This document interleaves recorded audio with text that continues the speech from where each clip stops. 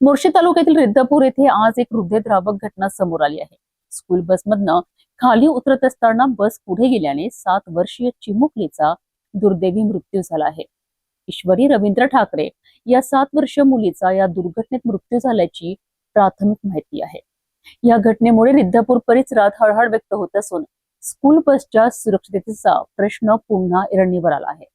मोर्शी तालुक्यातील रिद्धपूर येथे घडलेल्या या दुर्दैवी घटनेने परिसर हादरला आहे। मिळालेल्या प्राथमिक माहितीनुसार रिद्धपूर येथील 7 वर्षीय ईश्वरी रवींद्र ठाकरे ही स्कूल बसने प्रवास करीत होती। बसमधून खाली उतरत असताना चालकाने गडबडीत बस पुढे नेल्याने ईश्वरी खाली पडली।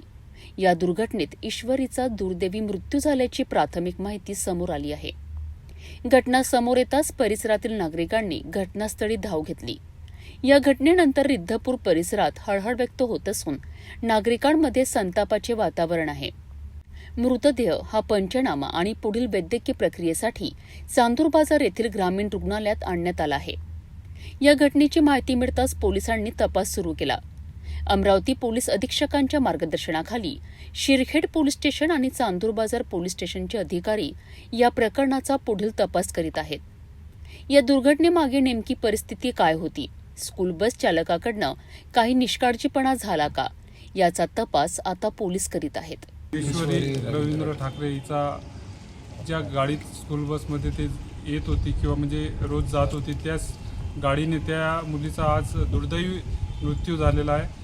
तरी यासाठी प्रशासन आणि जे स्कूल बसवर आहे जे स्ट्रिक्ट म्हणजे कारवाई व्हायला पाहिजे आणि काही गोष्टी रिस्ट्रिक्शन असे द्यायला पाहिजे शासनाने, जसं स्कूल बसवर एक कंडक्टर म्हणून आणि मुलांना गेटपर्यंत किंवा रूटच्या साईडनं आणि यांचे जे ट्रिप आहे म्हणजे एका गाडीला 3-3, 4-4 तर याच्यावरही रिस्ट्रिक्शन आणून शासनाने याच्यावर त्वरित म्हणजे कारवाई करायला पाहिजे। आणि शासनाचं म्हणजे SP ऑफिस म्हणा किंवा आपलं प्रशासन जे आहे त्यांचे एक काही जे नियम आहे, फक्त 15 दिवसासाठी म्हणजे एखादा दुर्दैवी मृत्यू झाला आणि फक्त 15 दिवस आपण कोणत्याही गोष्टी रिस्ट्रिक्शन करतो, त्या न करता कठीण कारवाई करून याच्यावर नेहमीसाठी चांगली उपाययोजना करावी। आणि याचा आम्ही प्रत्येक म्हणजे स्कूल बसवरचे जे नवीन यंग पिढीचे ड्रायव्हर आहे त्याहीपेक्षा जर सिनियर लोक जर त्यांनी ठेवले तर त्याहीपेक्षा योग्य होईल। 40च्या 50च्या दरम्यान त्यांचा स्पीड असायला पाहिजे। 40च्या वर जे आहे ते सिनियर ड्रायव्हर त्या स्कूल बसवर असायला पाहिजे।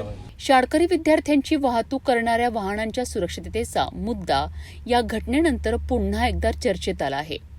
विद्यार्थ्यांना बसमधून उतरताना आणि चढताना विशेष काळजी घेणे तसेच चालक आणि वाहकांनी सुरक्षा नियमांचे काटेकोर पालन करणे किती महत्त्वाचे आहे हे या घटनेतून अधोरेखित झाले आहेत। त्या बस ड्रायव्हरांना आणि बस मालकांना असं सांगायचं आहे आम्हाला की बा लेकरं उतरल्यानंतर ते योग्य अंतरावर गेल्यावर त्यांची बस हलायला हवी। कसं होते, लेकरं उतरत नाही तर त्याला घरी जायची घाई राहते। हा असा विषय व्हायला नको असं आमची मागणी आहे। रिद्धपूर येथील या दुर्दैवी घटनेत 7 वर्षीय ईश्वरी रवींद्र ठाकरे हिचा मृत्यू झाल्याने कुटुंबियांवर दुःखाचा डोंगर कोसळला आहे। या प्रकरणाचा तपास पुढील पोलीस करीत असून दुर्घटनेची नेमकी कारणे तपासानंतर स्पष्ट होणार आहेत।